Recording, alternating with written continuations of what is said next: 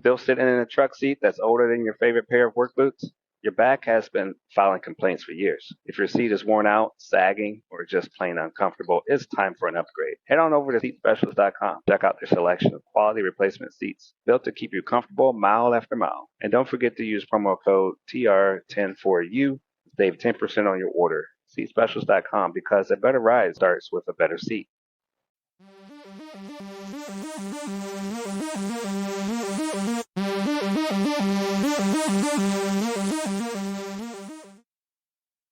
Everyone, welcome back to That's Delivered podcast. Today we have an incredible episode. It's an important episode. We're sitting down with Kylla Lanier, a key figure in the Trucking Against Trafficking, the TAT, an amazing nonprofit organization working tirelessly to combat human trafficking by engaging in key industries and empowering individuals to take action. This is a topic that affects countless lives, and TAT is making a huge impact. Kylla, thank you so much for joining us today. Thank you so much for having us on your show. Excellent. Now, for those who aren't familiar with Truckers Against Trafficking, can you explain the mission of the organization and how it came about? Sure. So TAT's mission is to educate, equip, empower, and mobilize members of key industries and agencies to recognize and report human trafficking. And we started back in 2009, and we started with the commercial trucking industry, and then we have branched out to other industries and government agencies, but trucking is always at our core. And if you want the backstory of how we got started, I can share that as well. Yeah. Oh, yeah. More to marry. So it started with my family. Actually, I'm one of the co-founders. My mom had sent my three sisters and I a book called Not for Sale by David Batstone. And she wrote us all and said, read this book. Now, I know nobody on this podcast necessarily knows my mom, but like when she tells you to do something, you do it. So we all read the book, and it was this overview book, Global Domestic Labor Sex Trafficking. And I just know all four of us were just shocked. We knew that there was injustice in the world. We knew that there were horrible things. We had all individually been fighting against different injustices through our careers, through our volunteer service, but we did not realize slavery still existed until we read that book back in 2007.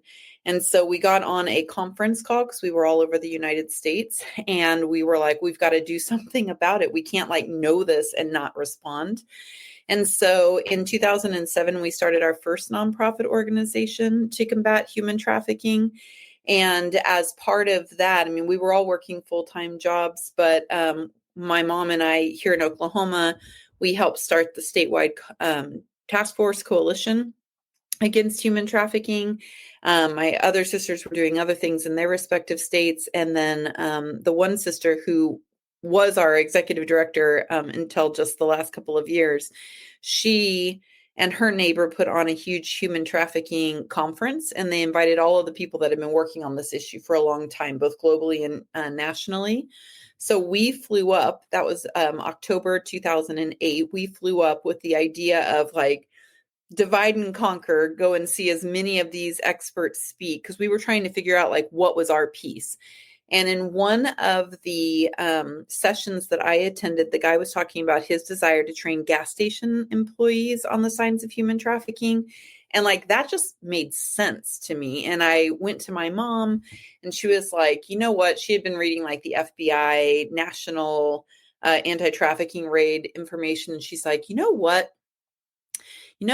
Truck drivers would really be the way we should go about this. Truck drivers are everywhere. Her parents, when she was young, had owned a motel in El Paso, Texas, and most of their clientele were truck drivers. And she's like, most of these guys are good guys. If they knew what was happening, they'd do something about it. And literally from that, we launched TAT in March of 2009 after that conference. And our focus was at that time solely on the trucking industry. That is so cool.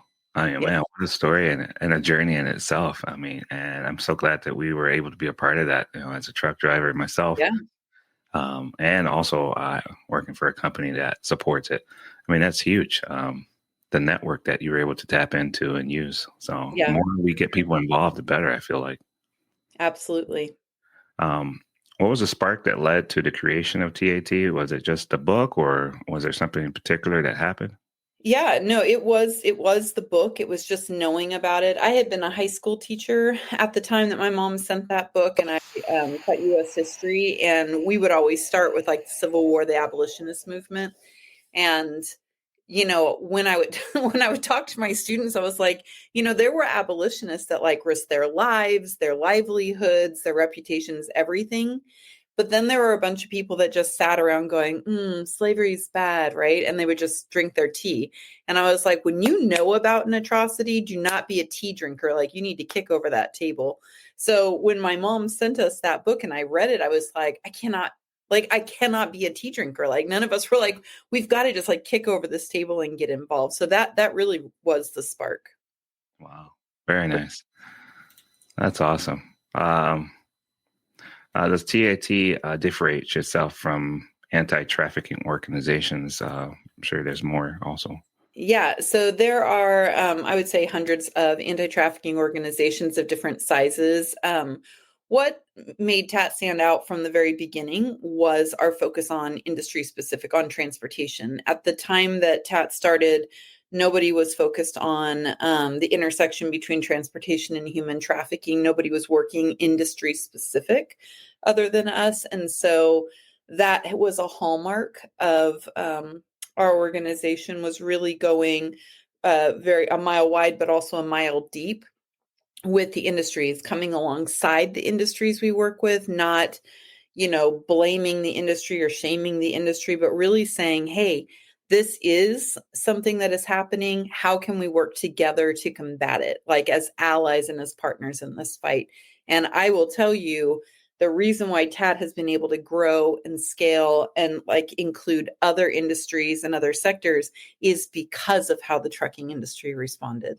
The trucking industry said, yes, this is our fight. We will do the right thing. Individual truckers, companies, CDL schools, like they just were like, not on our watch, basically. And because of the example of the American trucking industry, others have joined, whether it's the bus industry, motor coach, transit, school transportation. The Canadian trucking industry is looking at it based on the US example. We work with the energy industry. They came to us because of the trucking intersect and then wanted more materials for their whole industry. Again, the example of the American trucking industry really joining in and combating this and taking this on as their fight. That has been the inspiration for so many others. Wow, man, that's awesome. I can't thank you guys enough. I mean, it looks like that's also in your logo. Yeah. You're making that intersection. Yes, Huge. absolutely. Yeah, I like our the logo. That's that. Yeah, that's awesome.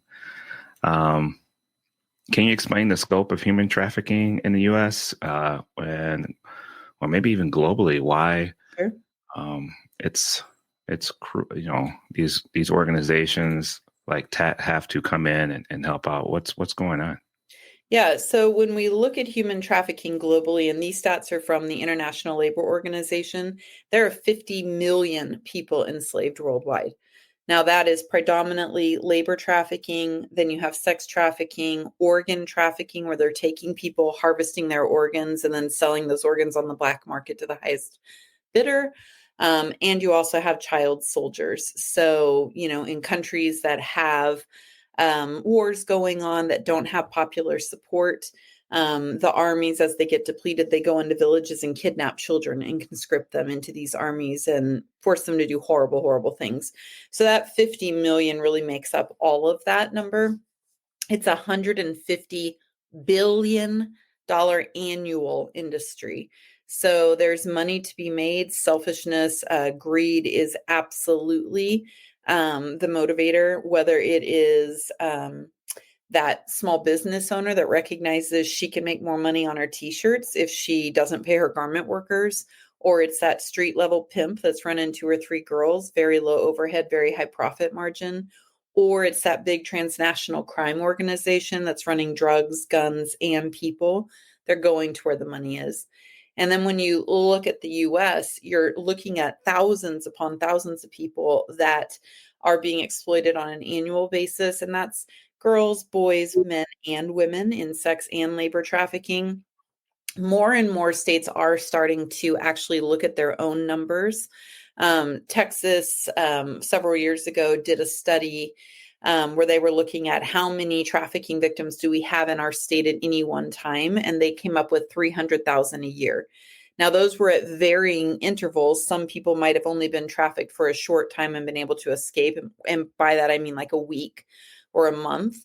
Other people in it long term that they literally cannot get away, but all very exploitative pieces. So we don't have like the number for just the US, but I think you can take from that study out of Texas, take from other studies that other states have done and sort of been like, okay, at any given time, we have exploitative practices, traffickers that are taking advantage of people in transit, taking advantage of people with prior abuse, taking advantage of people that are in desperate ways. Like you think about with all these fires right now in California, there are going to be some people that have no problem rebuilding, right? They have money, they have access, they have insurance, they can pay.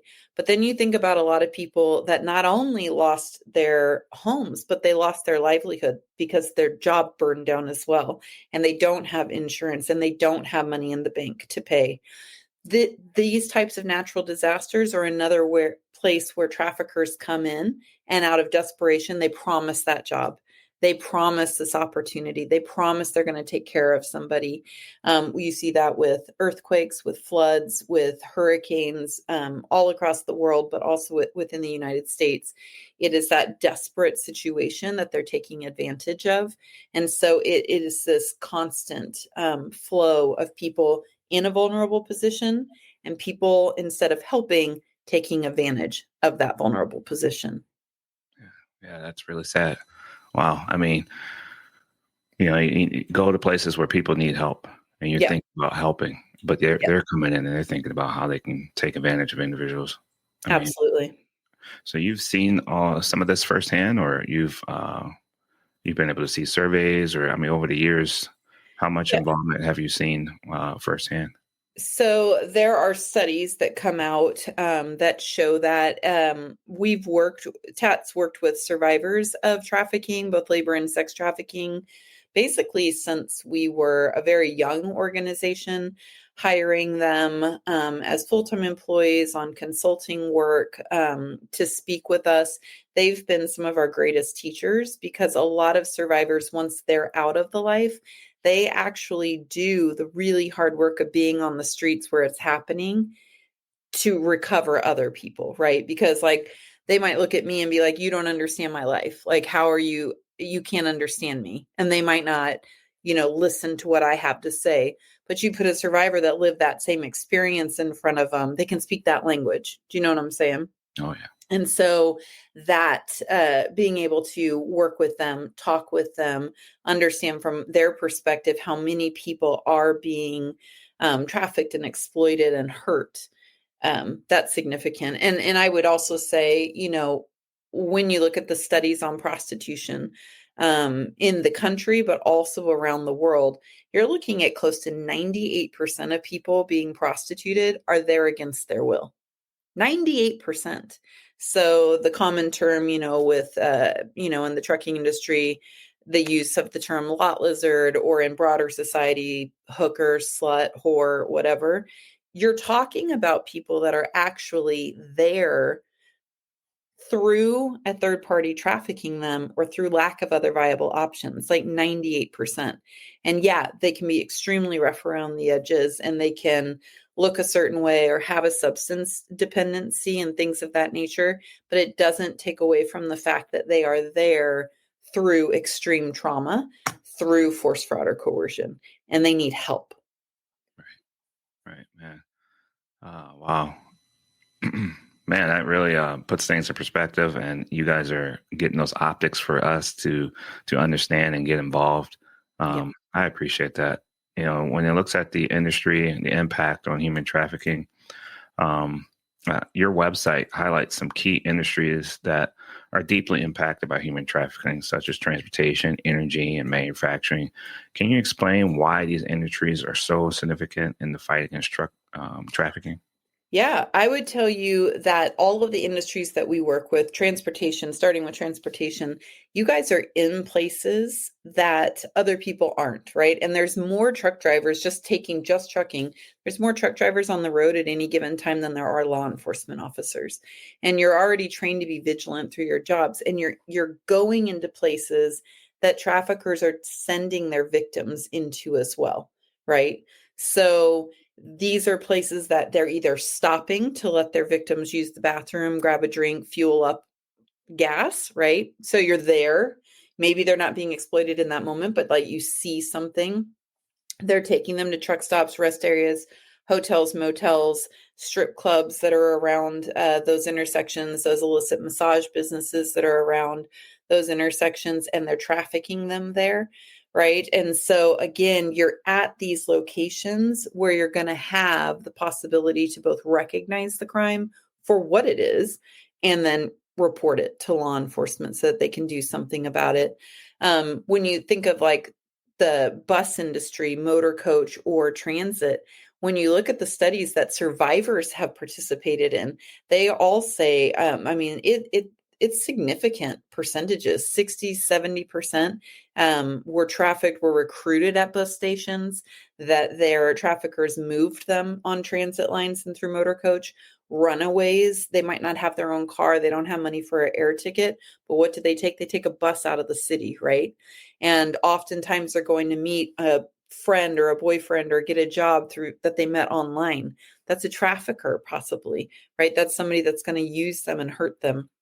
And so training the bus drivers, training terminal workers to recognize those things, again, massive potential for prevention of trafficking and exploitation, massive potential for intervening and getting somebody away from their trafficker. And we have cases of both truck drivers and bus terminal workers and truck stop operators that have seen stuff and have had the courage to make a call, and they have recovered victims of trafficking, and traffickers have been arrested and prosecuted and sentenced because of those calls from the transportation industry.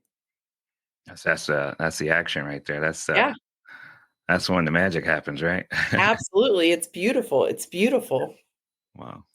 What challenges does trucking have, or any other industries have, identifying and addressing trafficking? What just not knowing, or what would you say?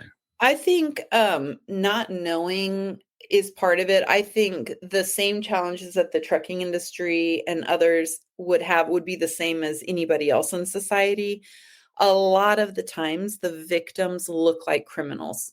I train law enforcement on this crime, and what they're encountering when they go to help a victim. The victim's like more liable to spit in their face and cuss them out, right? Like, leave me alone. I want to be doing this. I'm independent, blah, blah, blah. When that's not the case at all, right? So I think what's difficult is oftentimes looking at somebody that has an addiction, right? That is older, that is like, baby, that's just what I do. Don't even worry. I've been out here for 20 years, whatever. And saying, well, that's different from a trafficking victim, when in fact, it could be one and the same. Right. So I think that that's just a challenge.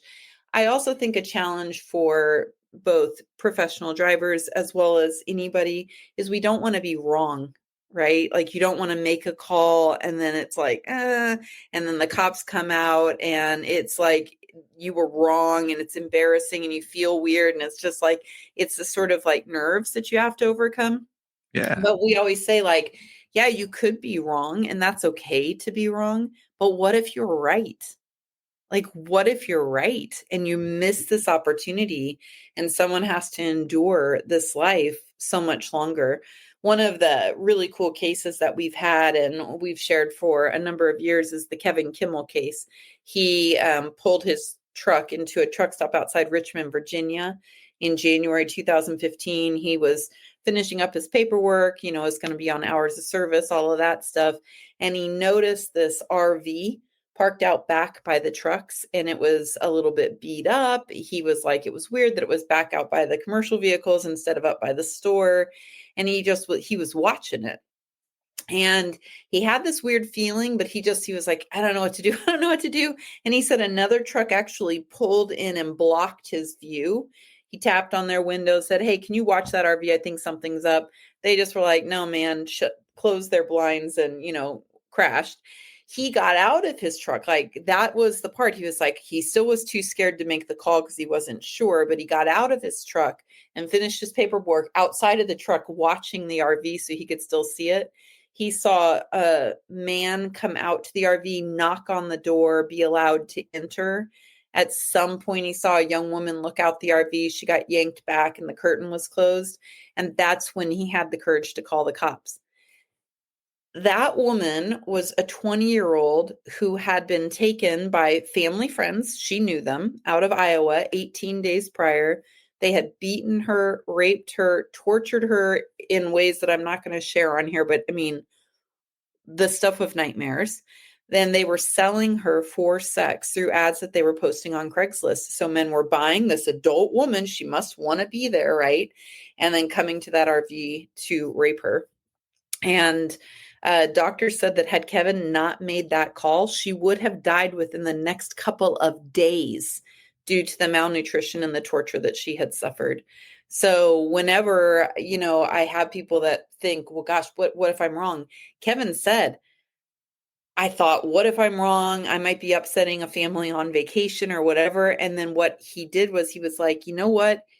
Maybe I upset them for 15 minutes. Cops come, it's nothing, they leave, and I've upset their vacation for 15 minutes. But he was right. And he literally saved her life. And those two traffickers, Laura Sorensen, it was a man and a woman, Laura Sorensen and Eldar Hadza, got 40 and 41 years respectively in prison for what they did to her. Man. Wow. Yeah. What a successful story from tragedy. From man, that's, you think about it, we get these cards. I think it's attack cards. Yeah. And they help educate, like business card size. And we get those and we hand those out to drivers. And you're like, well, what do we do now? Or we get the sticker on the window so that, on the driver's side. But it was like, well, what do we do now? And the education that we can get from you guys is huge. And the courage that we can have to do what's right, the fortitude to stand up for those individuals that can't speak for themselves is huge. So I like that you're on the show and we can hear these stories and hear these things and motivate us to do more. Like you said, you're always afraid. And I'm not a police officer or trained in social work to identify this. So what do you do? Some things are blatant, obviously, but then there's some things that aren't, like you say, could have ruined their vacation. But better be safe than sorry. Absolutely. And that resonates too with a truck driver because we have an unsafe load. It's better to be safe. Go ahead and go to the shop and get it taken care of. Versus, man, I'm sorry, nobody cares then because you could get something. Man, wow. Thank you. And also, what role does corporate? What is their responsibility in playing in combating trafficking in the industry? People that aren't even on the road. Yeah, I think with corporate, whether they are the executives at a large trucking company or sales, HR, whoever they are within, I think number one, mandating the training within their company, making it part of orientation. We are working on micro learnings that are sort of like that 201 level that drivers can take. So like if you've already seen the OTR video once, twice, 3 times, like have new information. We just came out with a corporate video to train everybody in, say, your large trucking company or mid-sized trucking company. But also show that to your drivers. If your drivers have already seen their training video, this is another really good reminder and how it connects back in their non-professional lives, in their personal lives, like when they're at a bar, when they're at a restaurant, when they're at a hotel for vacation, right? That they're keeping their eyes open. I think corporate can also really take this seriously and institute an anti-trafficking in persons policy within the employee handbook that basically explicitly says, because, I mean, obviously we assume, well, of course, we wouldn't want you to do that, participate in anything like that while you're working. But most don't actually have a firm policy, but basically putting in a policy that says you cannot use company time or company resources to purchase commercial sex, right? And if you do, there's consequences for it. So like you're not doing that. And again, that I think that communicates to all employees, we're taking this seriously. We mean what we say. And it's not just sort of like, oh, what we did in January one year, but like this is just something that they want to continue to do. They can continue to corporate can help fund TAT, keep our mobile exhibit on the road, because that is constantly educating the masses and the populace, and also showing the general public how the trucking and other industries that TAT works with are combating human trafficking and how they can play a role as well. Nice. I think that's key. Yeah. It's one thing to try to do things from the ground up or the bottom up, but when it trickles down from management, corporate, and creating those trainings, seminars, or even something, a video that they can watch, it's going to help in a huge way. Knowing that your company is backing it, you look at your website and you look at all the individuals that are supporting you guys. Yeah. But it's great to stand up and put your logo there, but what are you doing after that? And I like that. That's a great message. Yeah. I hope many companies continue to do more. I hope it doesn't get pushed by the wayside, because a lot of companies get busy. They're trying to stay in business, trucking in a recession. But use those slow times to regain momentum, Right. when you slow down. Yeah, that's huge.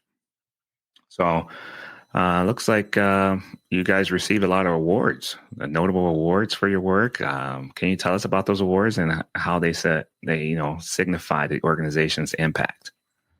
Yeah, so TAT has been lucky to have received awards from different entities. I think our very first award we got was from an anti-trafficking survivor-led organization, which was really exciting to get that. They were recognizing TAT for our innovative demand reduction, which is basically, you think about it as a professional driver. If you knew, and I mean, I used to go to Gats before that show closed down. I go to Matt's, right? Like talking to truck drivers, when they know that the people out there are there against their will, you're less likely to purchase a sex act, right? Versus when you think, oh, well, it's innocent, victimless crime type of a thing. And so just in educating the populace, there was a decrease for demand for commercial sex, because people started to realize, oh my gosh, like I'm hurting somebody. I can't tell you how many times over the years I had truck drivers come up, and big old guys like start to cry because they had paid for a sex act at some time during their career, not realizing, and then they had watched the training video and they were like, it was eye-opening for them, and I would always just say, now you know, and now you do better, right? Like now and you spread that word with other truck drivers. Like the past is done. Now from this point on that, where do we go from here, right? And then you become that crusader. You become that TAT in action out there that's making that call, that's standing up for and not tolerating a culture that says it's okay to purchase people, right? Because it's not. And doing that. And so I think that was an exciting one. We just won the USDOT award for innovations in combating human trafficking for our Youth on Transportation initiative. a lot of school districts around the country they're having a hard time finding school bus drivers.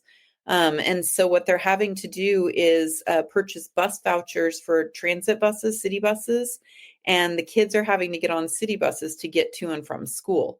Well, they're on those city buses with everybody else, right? So it increases their risk. And so our Youth on Transportation initiative is really, we did focus groups with youth across the country, like what kind of colors, what kind of messaging, what would they actually pay attention to? And so we created these little short 1-minute videos with youth talking about situations, QR codes where they could get involved themselves and educate themselves on the issue as a safety protection.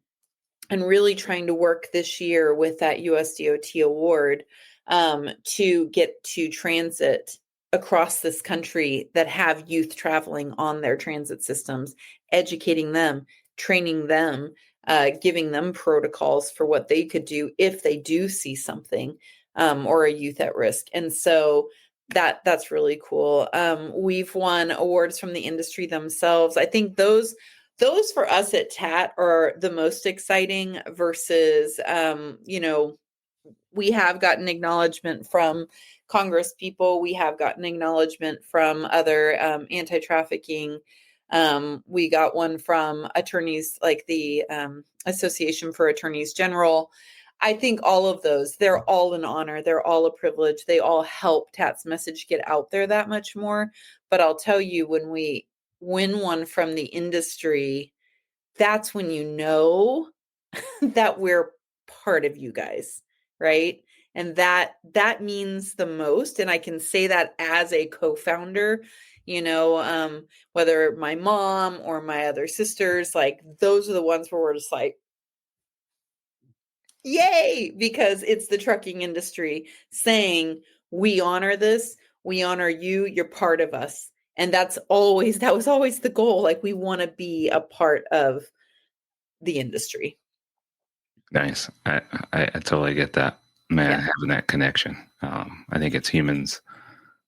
We value that connection, Yes. even from a young age. You want friends, Yeah. and then you feel accepted. That never goes away. So building those connections, a lot of reasons why I love the podcast. I can have that connection with industry leaders, experts, and those that are also like myself, that are drivers, Yeah. and we can build that community together. Also, part of the trucking industry, you're like family. Once you're in with trucking, you look out for each other, and you see each other out there trying to get the job done. And if we can keep that positive energy going, that's huge. And I love how excited you got when you get these awards. Man, that's going to stick with me for a while too, because it's those motivations that keep us going. The passion, the love for something. It's going to make it better. You're not doing it because you have to. Right. You're doing it because you want to, and you love what you do. I can see that. Yeah. And let's see here. So for future goals, looking ahead, what are some of TAT's future goals? How do you plan to expand? I know you say you're working on some things right now. How do you plan to expand your impact and continuing to fight against trafficking? Yeah, well, I would say that with the industries that we currently work with, we still have not reached 100% saturation. So definitely continuing on with the trucking industry, with also thinking about local drivers, right? Whether those are local delivery drivers, or you think about the Amazons, FedExes that are in people's neighborhoods, the final mile drivers, or people stocking the grocery stores, even like rideshare, USPS, like there's a play there because there's so much trafficking happening in people's neighborhoods, in residential areas, as well as in like the little strip mall businesses near neighborhoods and stuff. And so like if everybody is trained on those signs, a lot of the familial trafficking definitely happens in people's homes, which are in people's neighborhoods. And if we were trained on that, we could really do more. And so I think really focusing on the industry sectors that we work with, movers in home delivery, local drivers, continuing with the commercial vehicle drivers, buses, transit, really with our youth on transportation, school transportation, really sort of doubling down. And now that we have just released, as of last week, our corporate video, really going back to all of the partners that we have and say, now train everybody else, right? Because again, the eyes and ears, for years they've asked us, we've trained our drivers, what more? And we've just never had anything for the rest of the people within our partners companies, right? And now we do. So I think this is the year of really deepening those relationships, really expanding the reach, and getting more and more people to understand they do also have a role to play. I always say trafficking is an everywhere problem, so it is an everybody's solution. And there are more of us people than there are traffickers. And like, if we would all just know what the signs are, we could crush them. We want to cripple their networks. We want to cripple their ability to move across this country. We want to cripple their ability to continue to exploit locations where we're at, as well as the people that are suffering and churned up in these systems of exploitation. We want to set the captives free, right? We want to see change take place. And that means everybody needs to start seeing this stuff. And again, I think that's really the big focus, is just deepening those relationships over the next few years, expanding the reach. We do have an app, by the way, that is new as of last year, free on Android or Apple phones to download. It connects you with all those indicators that are on the wallet card, but so many more. We also have a whole list of indicators for labor trafficking as well as sex trafficking. It connects you to all of our different trainings. You can tailor the experience on the app. So if I'm an over-the-road driver, I can get just that information. If I am a local driver, I can just get that information. If I'm a school transportation driver, I can just get that information. So you can really tailor that experience. So the app is a really great resource for drivers just to download, to have that right at their fingertips. And if they happen to be like in, I don't know, Ohio has a state hotline that is primed, ready to action. So like, if you're in Ohio and you see something, our app will connect you to the Ohio hotline and you will have an immediate response to a call, right? Or if you're in another area, we're going to say, call 911 here, call this one here. And it all of that's right there. And then if you do happen to talk to somebody that's being exploited and you're just in a conversation and it comes out, you can go state by state and find service providers for them that you can connect them with. So say you're in Texas and you've got somebody that you're having a conversation with, and then you're like, oh my gosh, I think they're being trafficked. You can go on the app, click on service providers, click on Texas, and you're going to get a whole list of vetted service providers that could help that individual that you're talking to. Wow. That's amazing. Right in the palm of your hand. Yeah. Yeah. I was just going to go into that. Your website is very, very nice to look at, easy to understand. Now there's an app. Yes. I mean, that's huge. Yeah. It's going to be great. And, we can highlight those failures, but you can also celebrate those success stories of individuals taking it serious, or companies that, like you said, are doing the work to build and educate a network and a community that is aware and knows what to do. Right. And that's huge. Thank you so much. Yeah. Man, because can you share like maybe a success story from within the office area? Maybe, like you said, those local drivers. I know the beverage community, they go in places that most people don't go. You get to see the back of the kitchen. You get to go down these long hallways to make the delivery. I mean, that's huge. The beer guy, the food guy, so connecting with those local drivers.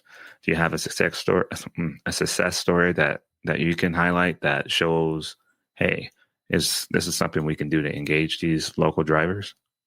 Yeah, TAT's local driver training's not that old, so we don't have like a TAT story particularly, but I will say we do have some examples of the efficacy of this.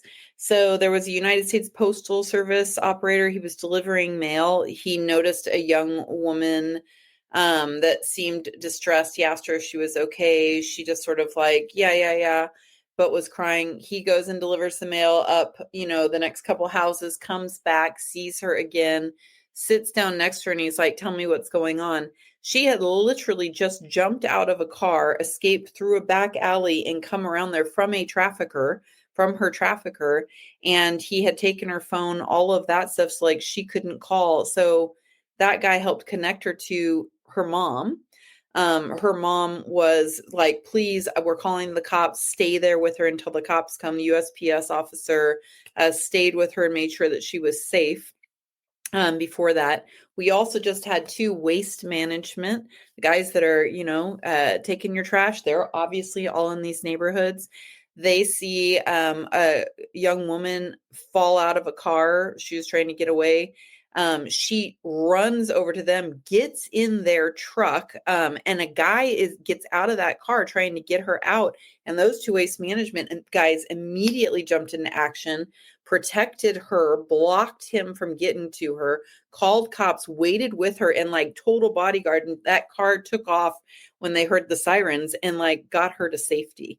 And so again, it's the right place at the right time and being trained on, whoa, this is a potential situation. It's not just somebody's upset, maybe their boyfriend broke up with them, but hey, let me ask a few more questions, right? Because you could write off some of these types of things. There was a Uber driver that a guy and a 2 guys and a girl got into his car. They were driving. He was driving to this location, and they were telling her, "You're going to do this. You're going to do that." Da da da da da da. And he's like overhearing the conversation, and he's like, "I think this is human trafficking."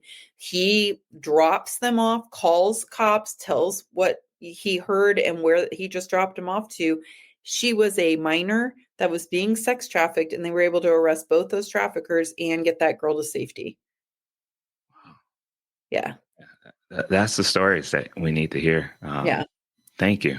Wow. You think about those individuals. I get it. It's their life. But Yeah. hearing those stories, really, you're not going to forget that. Yeah. You can get the card, or you can see the sticker, or what have you. But hearing those stories, thank you for sharing that. I appreciate Of course. that. Yeah. So I read about the Freedom Drivers Project, which sounds fascinating. How can you explain how it helps raise awareness and trafficking? Yeah. So, our Freedom Drivers Project is our first mobile exhibit. We're actually working on our second one right now, which is exciting. It'll be the Driving Change Project. But the FDP, as we call the Freedom Drivers Project, it's a mobile exhibit. It's 48-foot trailer that inside it's like a museum experience. You go inside the trailer and you watch a really short video that just sort of gives the scope of human trafficking. And then throughout the exhibit, we have received from survivors of trafficking artifacts from the time that they were exploited, whether it was a pair of shoes that they wore when they were being trafficked, or a sweater, or a lipstick, or one had a medallion from one of the legal brothels in Nevada. She was trafficked there. There's a lot of sex trafficking that actually happens at legal brothels as well. A medallion from her experience, her bed number that she was assigned at that brothel. And really, it gives like a little snippet of each one of their stories, and it sort of shows the push and pull factors into human trafficking. And then as you make your way around the exhibit, you see how TAD is working with the industries that we do, how they are making an impact in people's lives.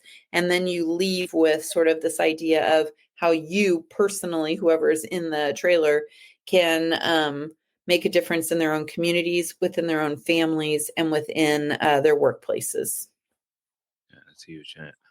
Think about when you see something, you can associate it with something else. A Yeah. picture says 1,000 words, and all that, Yeah. and more.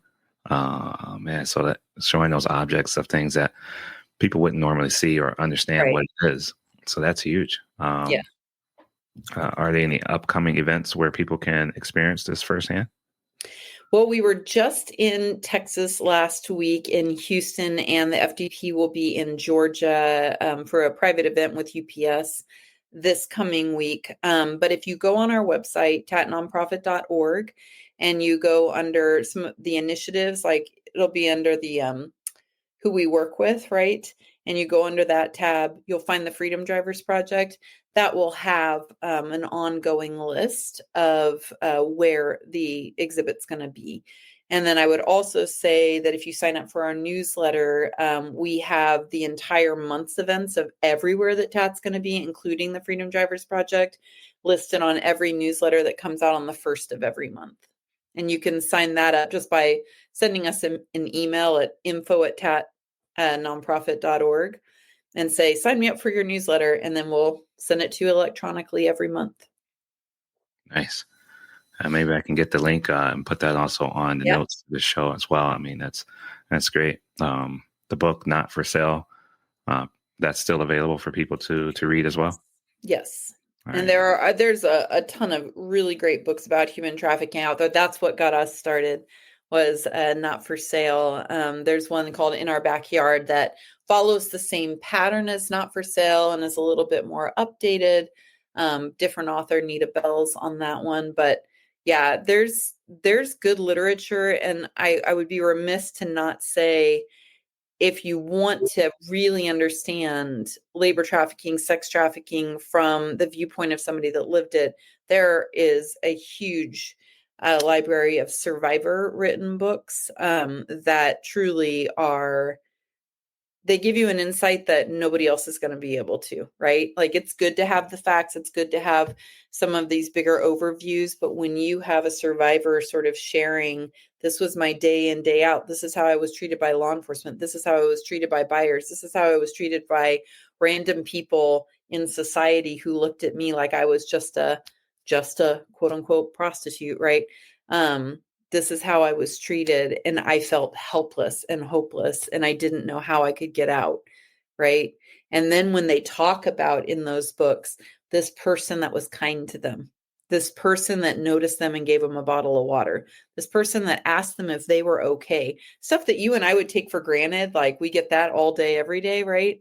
But like, for them to be treated like objects and animals most of the time, to have somebody actually show some level of care and concern, it matters hugely. Yeah. And you're pull, Yeah. you're pulling at strings in my heart there. That's Yeah. that's stuff I like. I like to be a part of that network. I've seen too many people, and helping them out, and in a time where you don't really know the situation. Right. You never know how far that goes. Treating people like human Amen. versus just passing them by. Yeah. I pass by a lot of people driving truck. So thank you for helping me remember that. I think what stood out to me was movies. I used to watch a lot of movies. My wife, she likes Lifetime. Yeah. A while we used to watch a lot of those movies, but Taken, that was that resonated with me with Liam Nielsen. I was like, man, a father. But that's more not realistic how it happens, but you get the idea. So but hearing the real stories that you can share, I appreciate that. Thank you so much.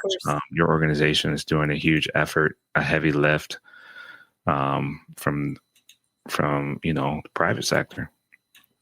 It's not something that we wish our government would do more.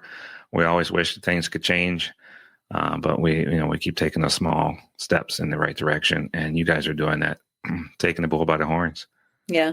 Well, we couldn't do it without our industry partners. That is just truth. Yeah.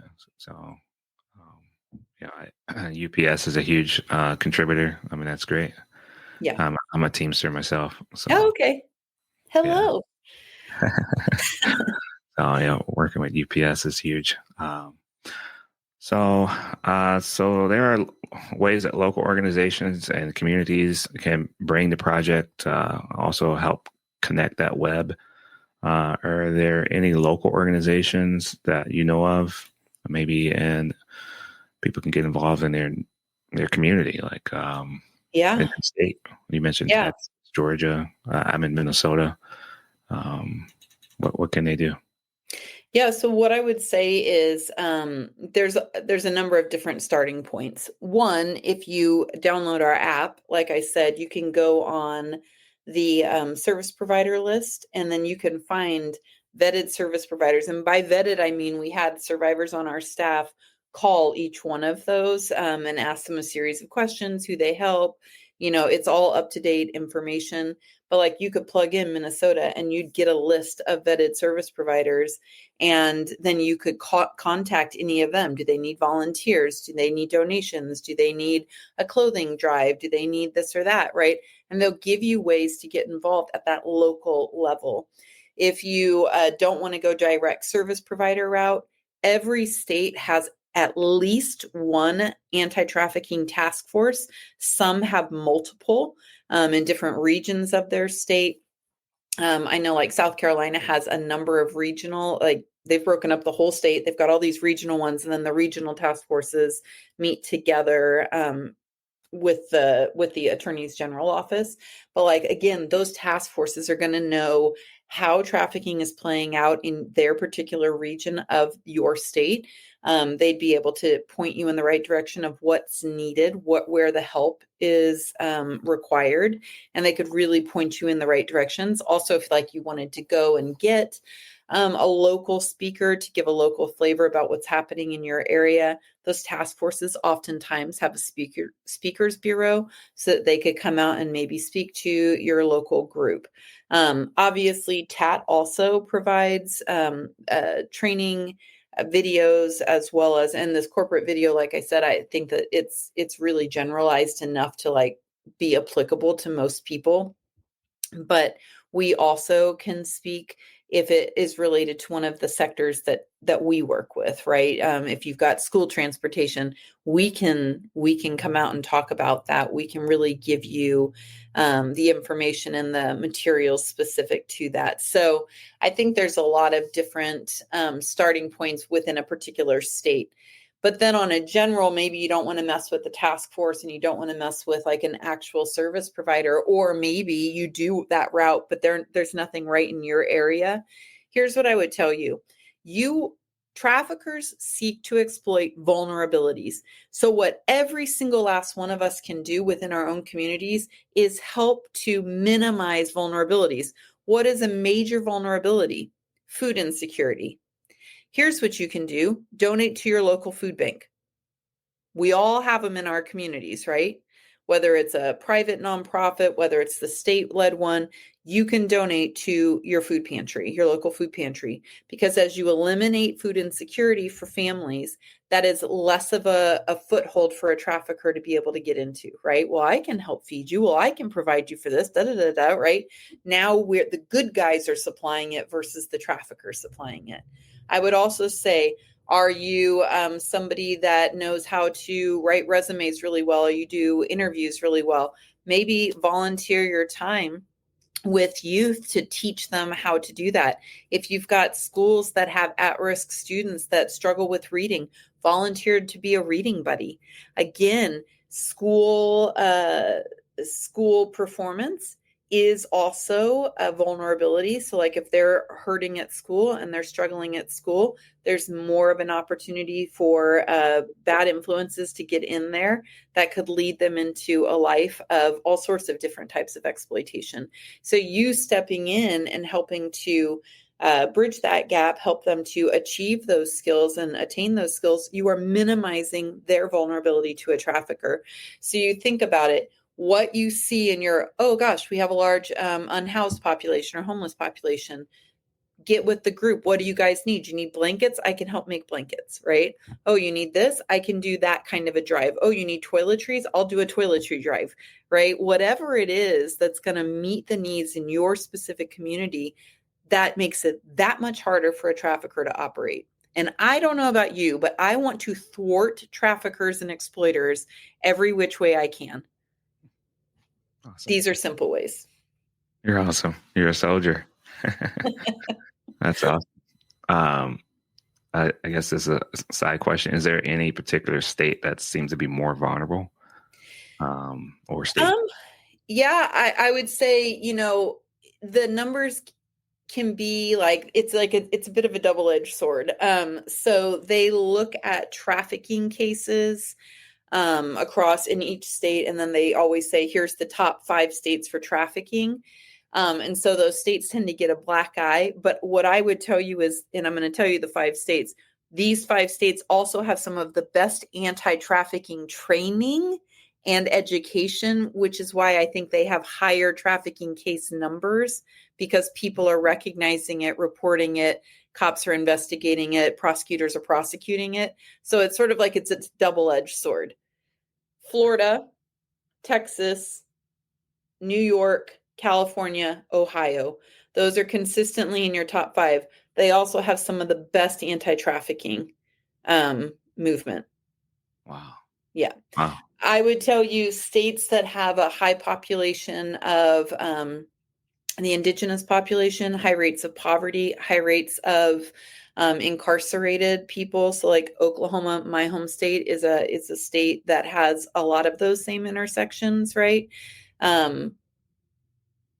It's a state where it's like sort of a trafficker's playground, if you will. I think, again, where you're looking at where you have higher levels of vulnerability, you have higher levels of exploiters coming in to take advantage of that.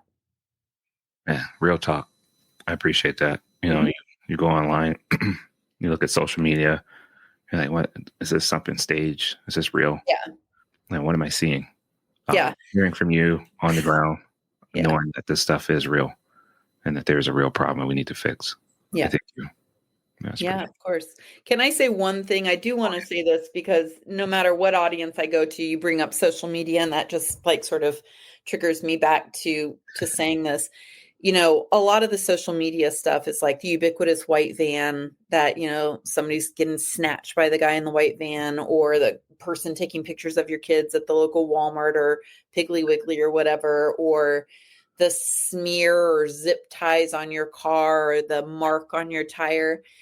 There's actually no cases that have originated from trafficking for any of those things. right. These are social media, viral, hyped up things.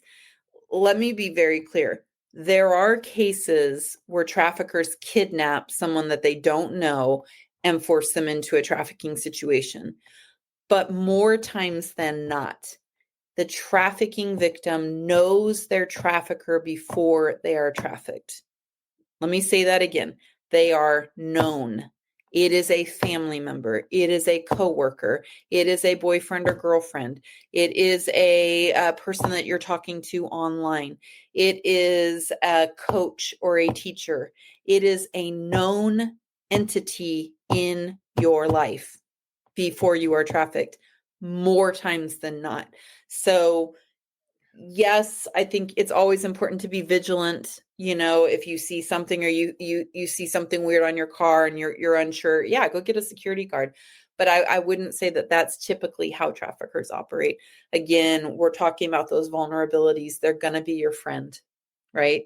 They're going to be somebody in your life that you have some type of a relationship with, because most traffickers use the relationship to control you. Absolutely. Wow. Thank you. I kind of figured that my senses went off on that, hey, this is someone taking advantage of a situation. I watch it. Yeah. I'm a daughter dad. Yeah. And I'm like, all right, this is somebody getting girls worried about something so that they can get likes or views. And I was like, man, I don't like that. Yeah. And so, I go have a conversation with my daughter and try to educate her on that. And she already seen the video before I got to talk to her. Right. And I'm like, hey, yeah, I gotta kind of reprogram your mind, because, they're getting you to look to your left. Yep. Something from your right. Right. Coming at you. And I don't like that. No, I don't either. Yeah. So thank you for making that very clear. Sure. Appreciate that.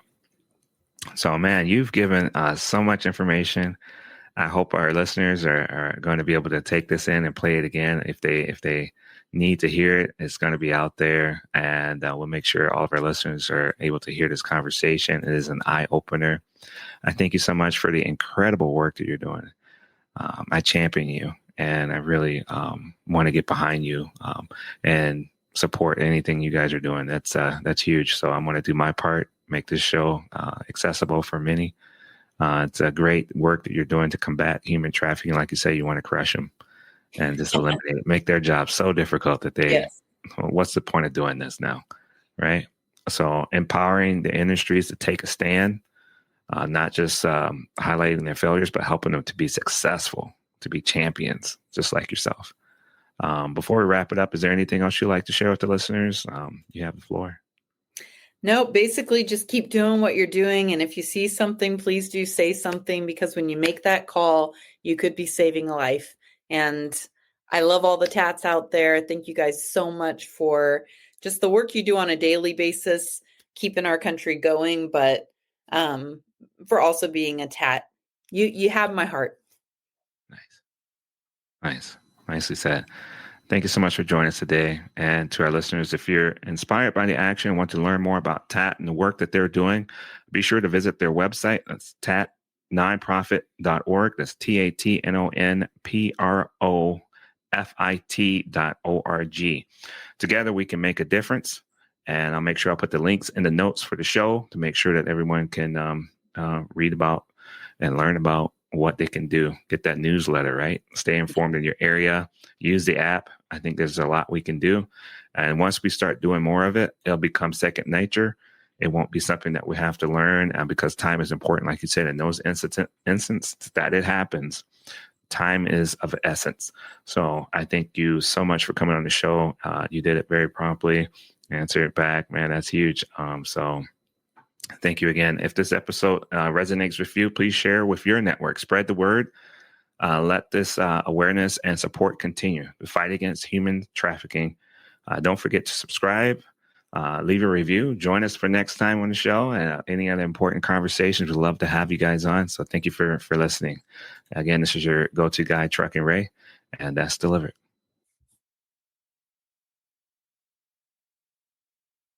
Are you a trucker looking for a safe and reliable place to park? Look no further than Truck Parking Club. With locations across the country, we've got the perfect spot waiting for you, whether it's daily or long-term parking. And right now, use promo code DELIVERED at checkout for an exclusive discount. Reserve your spot today at truckparkingclub.com and drive stress-free, knowing your parking is covered.